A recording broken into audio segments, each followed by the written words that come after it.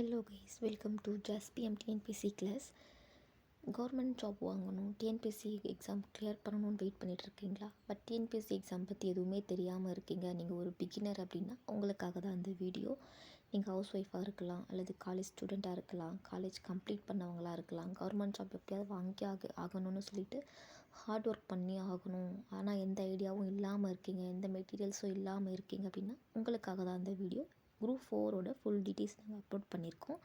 இதை பார்த்தா நீங்கள் இதை யூஸ்ஃபுல்லாக நீங்கள் யூஸ் பண்ணிக்கணும்னு சொல்லிட்டு நாங்கள் இந்த வீடியோ அப்லோட் பண்ணியிருக்கோம். Watch our video continuously.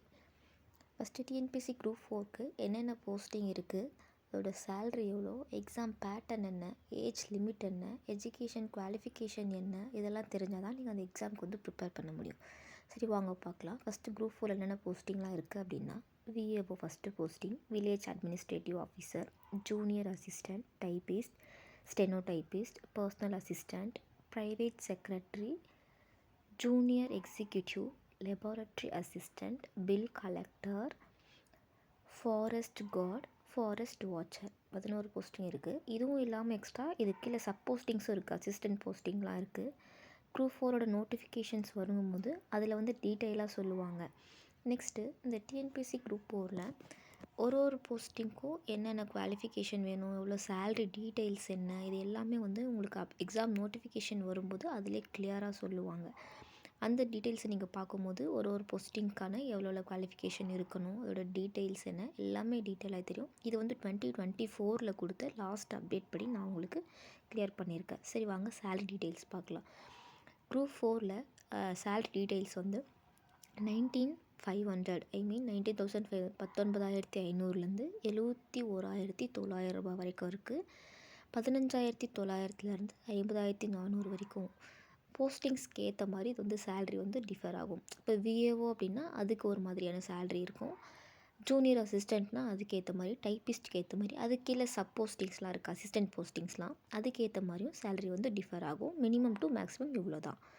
Next இந்த சேல்ரிக்கு அடுத்து இப்போ போஸ்டிங்ஸ் என்னென்ன போஸ்டிங்ஸ் இருக்குது, அதுக்கு சேல்ரி பே எவ்வளோன்னு தெரிஞ்சாச்சு.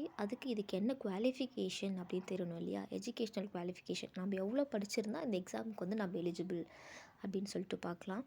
ஃபஸ்ட்டு இதில் வந்து இருக்கிற போஸ்டிங்ஸ்க்கு ஏற்ற மாதிரி வந்து குவாலிஃபிகேஷன் வந்து சேஞ்ச் ஆகும். ஆனால் மோஸ்ட்லி எல்லாத்துக்கும் பேசிக் வந்து எஸ்எஸ்எல்சி 10th வந்து பாஸ் பண்ணியிருந்தாலே போதும்.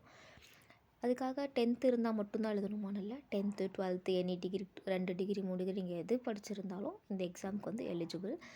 பட் விஓஓக்கு வந்து நீங்கள் SSLC or any degree or +2 எத்தனை டிகிரி முடித்தோம், மோஸ்ட்லி 2 டிகிரி 3 டிகிரி முடித்தவங்களும் டிஎன்பிஎஸ்சிக்கு வந்து ப்ரிப்பேர் பண்ணுறாங்க. ஜூனியர் அசிஸ்டண்ட்க்கு அதே மாதிரி தான், டைப்பிஸ்ட்டுக்கும் அதே மாதிரி தான். நீங்கள் வந்து எவ்வளோ டிகிரி முடிச்சிருந்தாலும் சரி, பட் 10th வந்து கம்ப்ளீட் பண்ணியிருக்கணும். ஏஜ் வந்து இதுக்கு அடுத்து வரதில் வந்து நம்ம பார்க்கலாம் எவ்வளோ ஏஜ் இருக்கணும் அப்படின்றது. வந்து இதுக்கு அடுத்து இருக்கிற எல்லா போஸ்டிங்கும் விஏஓ, ஜூனியர் அசிஸ்டன்ட், டைப்பிஸ்ட் தவிர எல்லா போஸ்டிங்க்குமே வந்து பேசிக் 10th தான். 12th முடிச்சிருந்தாலும் ஓகே, டிகிரி முடிச்சிருந்தாலும் ஓகே, நீங்கள் எந்த குவாலிஃபிகேஷனாக இருந்தாலும் ஓகே, பட் எஸ்எஸ்எல்சிக்கு கீழே இருக்கக்கூடாது அண்ட் எஸ்எஸ்எல்சி பாஸ் பண்ணியிருக்கணும். இது இருந்தாலே நீங்கள் வந்து டிஎன்பிஎஸ்சி எக்ஸாம் எழுதுறதுக்கு வந்து எலிஜிபிள். அதே டைப்பிஸ்ட்டுக்கு வந்து நீங்கள் 12th ஒரு டிகிரி ஆர் 10th மட்டும் இருந்தால் போதாது, எக்ஸ்ட்ரா டைப்பிங் கிளாஸ் முடிச்சிருக்கணும். கவர்மெண்ட்டோட இதில் டைப்பிங் கிளாஸ் முடிச்சிருக்கணும் அண்ட் எக்ஸ்ட்ரா கம்ப்யூட்டர் நாலேஜும் இருக்கணும். அது நீங்கள் அப்ளை பண்ணும் போதே கேட்பாங்க. இதுக்கு அடுத்து எக்ஸாம் பேட்டர்ன். இப்போது உங்களுக்கு வந்து போஸ்டிங்ஸ் தெரிஞ்சிருச்சு, சேல்ரி எவ்வளோன்னு தெரிஞ்சிச்சு, எஜுகேஷனல் குவாலிஃபிகேஷன் வந்துருச்சு, இதெல்லாம் இருக்குது அப்படின்னா அடுத்த எக்ஸாம் இதுக்கு வந்து எப்படிலாம் எக்ஸாமில் வந்து கொஷின்ஸ் கேட்பாங்க, என்ன பேட்டர்னில் இருக்கும் அப்படின்னு தெரிஞ்சுக்கணும் இல்லையா? ஸோ எக்ஸாம் பேட்டர்ன் பார்க்கலாம். எக்ஸாம் வந்து மொத்தம் 200 கொஷின்ஸ். ஃபஸ்ட் பார்ட் வந்து ஜென்ரல் ஸ்டடீஸ். பார்ட் ஏ அதில் வந்து 75 கொஷின்ஸ் உண்டு. செகண்ட் வந்து aptitude and mental ability. Part B next வந்து general Tamil.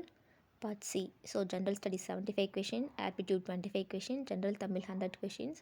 So total 200 questions. ஒரு கொஷினுக்கும் 1.5 marks, total 300 marks. 3 hours timing இந்த எக்ஸாமுக்கு வந்து. சிங்கிள் எக்ஸாம் தான்.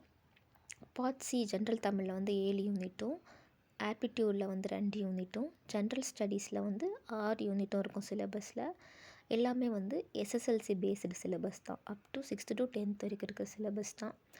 இந்த 3 hours இது வந்து எக்ஸாம் வந்து எப்படி இருக்கும் அப்படின்னா OMR டைப்பில் தான் இருக்கும். எக்ஸாம் வந்து நீங்கள் ஷேட் பண்ண டைப் தான். எழுதுறது அந்த மாதிரிலாம் கிடையாது. ஷேட் பண்ணணும். ஆப்ஜெக்டிவ் டைப்பில் தான் இருக்கும். Option A, B, C, D இப்படி செலக்ட் பண்ணுறதா தான் இருக்கும். சிங்கிள் எக்ஸாம் தான். இது வந்து ப்ரிலிமினரி மெயின்ஸ் அந்த மாதிரிலாம் கிடையாது. ஒன்லி ஒன் எக்ஸாம் தான். நெக்ஸ்ட் வந்து இந்த சிங்கிள் எக்ஸாம் முடித்த உடனே உங்களோட மார்க்ஸ் வச்சு கட் ஆஃப்ஸ் வச்சு என்ன பண்ணுவாங்க, கவுன்சிலிங்லேருந்து நீங்கள் வந்து செலக்ட் பண்ணி அதுக்கப்புறம் நீங்கள் வந்து போஸ்டிங் வாங்குற மாதிரி இருக்கும். Based on your community and cut off பொறுத்து தான் வந்து நீங்கள் செலக்ட் ஆகுவீங்க. இதுதான் வந்து இந்த எக்ஸாமோட பேட்டர்ன். குரூப் 4 இருக்கிறதுலே குரூப் 2 குரூப் 1 கம்பேர் பண்ணும்போது குரூப் 4 வந்து ஈஸி. சிங்கிள் எக்ஸாமில் வந்து கிளியர் பண்ணலாம். பட் என்ன ஒன்று, ஹார்ட் ஒர்க் பண்ணி படிக்கணும். ஹார்ட் ஒர்க் பண்ணால் மட்டும்தான் இந்த எக்ஸாம் வந்து கிளியர் பண்ண முடியும். சிலபஸும் ஈஸி தான். இந்த 2025 வந்து சிலபஸும் சேஞ்ச் பண்ணியிருக்காங்க.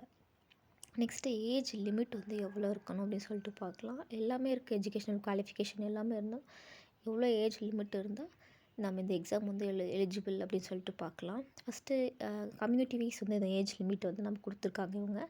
ஃபஸ்ட்டு ஒன் வந்து OC, other caste, I mean forward கேஸ்ட்னு சொல்லுவாங்க. அவங்களுக்கு தனியாகவும், SC, SCA, ST, widows from all community அவங்க ஒரு கேட்டகிரியாகவும், எம்பிசி, பிசி, பிசிஎம் அவங்க ஒரு கேட்டகிரியாகவும் பிரிச்சுருக்காங்க.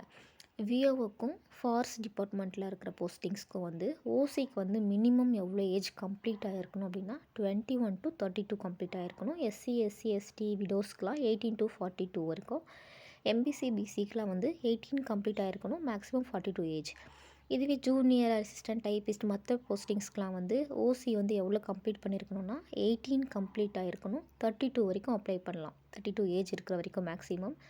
எஸ்சி, எஸ்சி, எஸ்டிலாம் வந்து 18 to 37. எம்பிசி, பிசி, பிசிஎம்லாம் வந்து 18 கம்ப்ளீட் ஆகிருக்கலாம். 34 வந்து அப்ளை பண்ணலாம். இது இந்த ஏஜ் லிமிட் இப்போ கொடுத்துருக்கிறது எல்லாமே வந்து நீங்கள் ஒன்லி எஸ்எஸ்எல்சி மட்டும்தான் முடிச்சிருக்கீங்க, 10th மட்டும்தான் முடிச்சிருக்கீங்க அப்படின்னா மட்டும்தான் இந்த ஏஜ் லிமிட். நீங்கள் 10th முடிச்சுட்டு 12th டிகிரி வேறு எக்ஸ்ட்ரா டிகிரி எது முடிச்சிருந்தாலும் ஏஜ் லிமிட் கிடையாது. நீங்கள் எவ்வளோ ஏஜில் வேணாலும் ரிட்டையர் ஆகிறதுக்கு ஒரு வருஷம் முன்னாடி வரைக்குமே நீங்கள் என்ன பண்ணலாம், இந்த எக்ஸாமுக்கு அப்ளை பண்ணலாம் அண்ட் எழுதிட்டே இருக்கலாம். இல்லை நான் வந்து ஒன்லி 10th தான் முடிச்சிருக்கேன், அதுக்கப்புறம் கிளாஸ் கண்டினியூ பண்ணலை, 12th முடிக்கல, ஒன்லி 10th மட்டும்தான் அப்படின்னா மட்டும்தான்